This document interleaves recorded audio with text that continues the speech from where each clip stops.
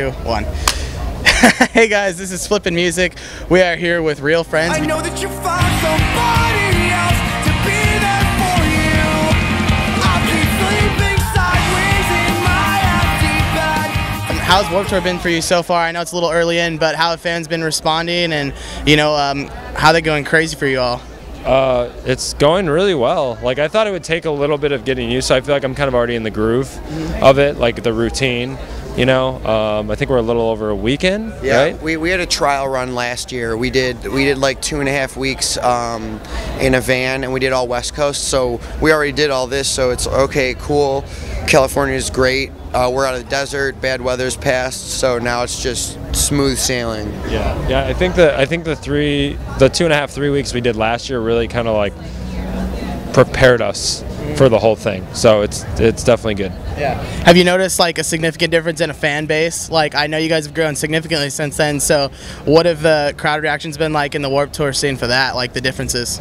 They've been good, because for instance, like, there were smaller markets like Vegas or Albuquerque that are in the desert, and last year we played maybe 15 people in both those markets because it was like late and it was hot and it was dry. And then this year, they changed venues both places, and it was a lot nicer. And when we played, there were a lot more people, and it was really nice. It was surprising. All right, so you guys have a full length coming out called Maybe This Place Is the Same and We're Just Changing.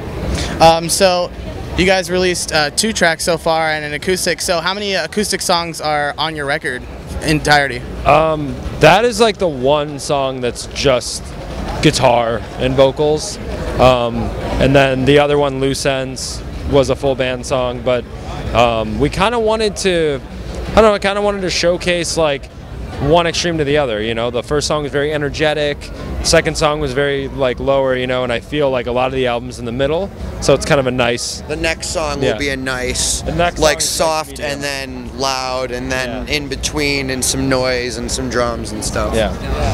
And you guys have been doing really well with the acoustic stuff, so I want to applaud you for that. That's for sure. Thank you. Yeah, I feel like a lot of people. There's actually we did an acoustic like EP for like Pay What You Want like a while back, and I feel like a lot of kids actually tell us that they heard of us like from that, which is cool. And like I like it too because I actually listen, like majority of the stuff I listen to is more chilled out. So it's really cool to be able to be in a band that like showcases that side of things, Yeah, definitely.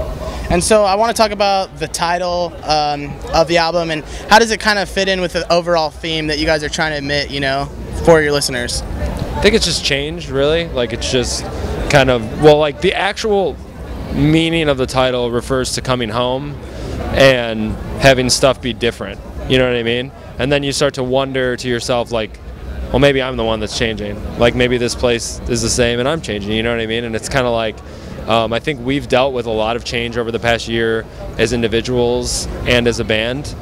Just, coming home and waking up in a different city every day and then all of a sudden being home for 2 weeks and going back out and all that stuff, like it kind of messes with your head a little bit, and it takes getting used to. Like, I don't know if anyone really ever gets used to it, but that's kind of what it deals with, that for the most part. And then just kind of getting older too, like we're all in our like 20s now, like getting into our mid-20s and things like that, and it's just like it's scary, like it's definitely scary to think that like you're not, I don't know, like when I was 16 I never thought I'd be 25, so and I want kids to like kind of relate to that in a way, because like I think a lot of our fans are in the age group where they are changing, like a huge, like a lot of in the high school years totally changed. 18 to 21 is a huge change too, so I feel like it's something people can relate to. Yeah. And so this is your first full length with Fearless, so I mean, with being on this label, has it done anything for you guys, like changing up the songwriting process at all?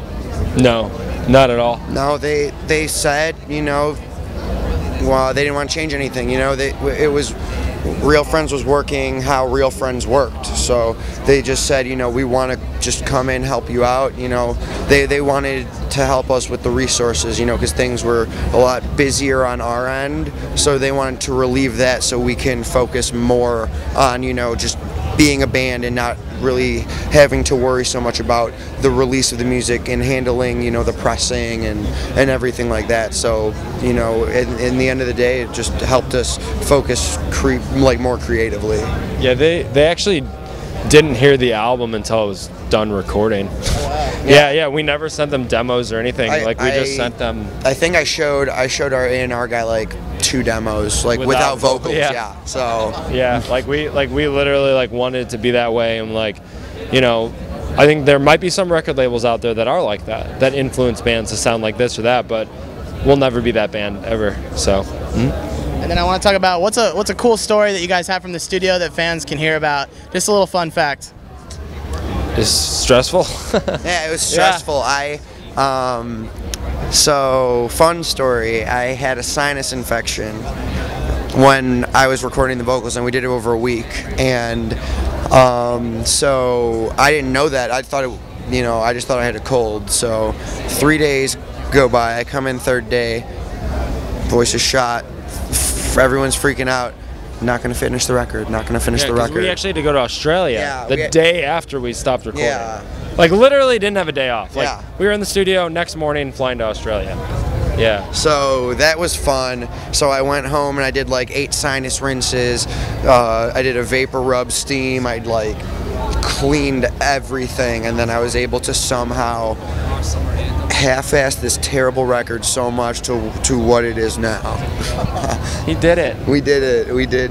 We kind of. Yeah, he did it. Yeah, it's actually all the vocals are just keyboards. Great job. Yeah, it's actually just all digital. So no, he told the truth. So It's all robot vocals. Yeah. It's me, I think. All right, guys. And so lastly, I just want to have you guys tell fans what your favorite song is to play live during Warped Tour, and then where you're going to be after Warped Tour. My favorite song to play live is I've Given Up on You, because I don't play in it and I get to take a break. Yeah. My favorite song is Late Nights in My Car, so I don't have to sing it. And after Warped Tour, I'm going to be sitting in my room playing my PlayStation. What game, though? If I beat Watch Dogs on Warped Tour, then it'll probably be BioShock. Otherwise, World of Warcraft. All right, guys. Well, you heard it here first then. World of Warcraft. All right. All right, well, that concludes the interview. Thank you so much for having us. And this is Real Friends, FlippenMusic signing out. Take it easy.